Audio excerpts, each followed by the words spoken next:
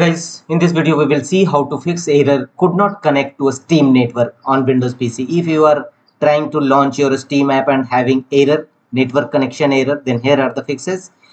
The first one is launch a Steam app, and from the top left corner click on Steam option and go offline.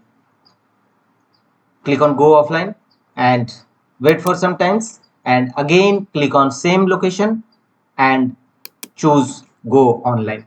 So this is the reset your Steam app, relaunching your Steam app. The another method is again click on same Steam from the top left corner and choose check for a Steam client updates, and if any client updates available, download and install it and check whether your error is resolved or not. If not, run a Steam app as administrator mode. Right click on a Steam app desktop shortcut and choose run as administrator. This is the another way to resolve your issues error. If your problem is still, then go to the next fixes, right click on start button, choose device manager, and here go to network adapter section, expand it,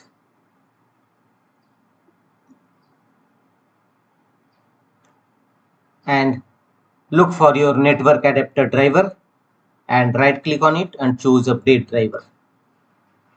Choose search automatically for driver and check whether your Steam error resolved or not. If not, go to the next fixes. The next one is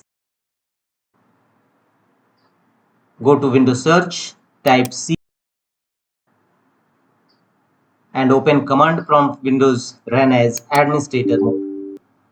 And in command prompt Windows, execute the network related command plus IP configuration plus DNS, IP config register DNS, IP configuration release, IP configuration renew, and WinSock reset. Apply all these network related component one by one, followed by enter key on each time in command prompt Windows, and follow on screen instruction, and after that don't forget to restart your system. Your Steam network error definitely be resolved. That's all.